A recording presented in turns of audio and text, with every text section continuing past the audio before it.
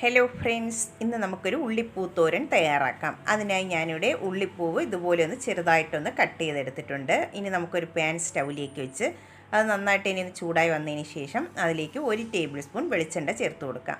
വെളിച്ചെണ്ണ നന്നായിട്ട് ഇനി ചൂടായി വന്നതിന് ശേഷം അതിലേക്ക് 1/2 ടീസ്പൂൺ കടുക് ചേർത്ത് നന്നായിട്ടൊന്ന് പൊട്ടി വന്നതിന് ശേഷം 3 വറ്റൽമുളകും കുറച്ച് കറിവേപ്പിലയും കൂടെ ചേർത്ത് കൊടുക്കാം. ഇനി അതിലേക്ക് ചേർത്ത് കൊടുക്കേണ്ടത് ഒരു സവാള ചെറുതായിട്ടൊന്ന് കട്ട് ചെയ്തെടുത്തിട്ടുണ്ട്, അത് ചേർത്ത് കൊടുക്കാം.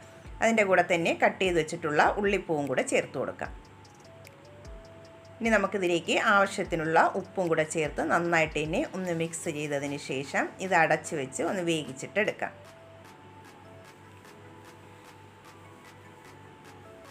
ഒട്ടും വെള്ളം ചേർക്കേണ്ട ആവശ്യമില്ല. ലോ ഫ്ലെയിമിൽ വെച്ചിട്ട് നമുക്കിതൊന്ന് വേവിച്ചിട്ടെടുക്കാം. ആ സമയം കൊണ്ട് നമുക്കതിനുള്ള അരപ്പൊന്ന് തയ്യാറാക്കിയെടുക്കാം. ഒരു മിക്സിയുടെ ജാറിലേക്ക് 1/4 കപ്പ് തേങ്ങയും 1/2 ടീസ്പൂൺ മഞ്ഞൾപ്പൊടിയും 1/4 ടീസ്പൂൺ മുളക് പൊടിയും ചേർത്ത് കൊടുക്കാം. അതിൻ്റെ കൂടെ തന്നെ 4 ചെറിയ കഷ്ണം വെളുത്തുള്ളിയും 1/2 ടീസ്പൂൺ ചെറിയ ജീരകവും കൂടെ ചേർത്ത് കൊടുക്കാം. എന്നിട്ട് നമുക്കിത് അടച്ചു വെച്ച് ഒന്ന് ക്രഷ് ചെയ്തിട്ടെടുക്കാം. ഇതിവിടെ ക്രഷ് ചെയ്തെടുത്തിട്ടുണ്ട്. ഇനി നമുക്ക് ഉള്ളിപ്പൂവ് കുക്കായിട്ടുണ്ടോ എന്ന് അടപ്പൊന്ന് തുറന്ന് നോക്കാം. ഇതിവിടെ നന്നായിട്ട് തന്നെ ഒന്ന് വെന്ത് വന്നിട്ടുണ്ട്. ഇനി നമുക്കിതിലേക്ക് ക്രഷ് ചെയ്ത് വെച്ചിട്ടുള്ള അരപ്പ് അതിലേക്ക് ചേർത്ത് കൊടുക്കാം. ഇനി നമുക്ക് അടച്ച് വെച്ച് ഒരു 5 മിനിറ്റും കൂടെ ലോ ഫ്ലെയിമിൽ വെച്ചിട്ട് ഇതൊന്ന് വേവിച്ചിട്ടെടുക്കാം.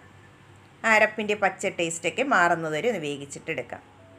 ഇതിവിടെ 5 മിനിറ്റ് ആയിട്ടുണ്ട്. അടപ്പൊന്ന് തുറന്ന് നോക്കാം. നന്നായിട്ട് തന്നെ കുക്കായി വന്നിട്ടുണ്ട്. നന്നായിട്ടൊന്ന് മിക്സ് ചെയ്തതിന് ശേഷം നമുക്കിത് സ്റ്റൗവിൽ നിന്നും മാറ്റാവുന്നതാണ്. നല്ല ടേസ്റ്റി ആയിട്ടുള്ള ഉള്ളിപ്പൂ തോരൻ ഇവിടെ റെഡി ആയിട്ടുണ്ട്. എല്ലാ പേരും ഒന്ന് ലൈക്ക് ചെയ്യാനും സബ്സ്ക്രൈബ് ചെയ്യാനും മറക്കരുതേ.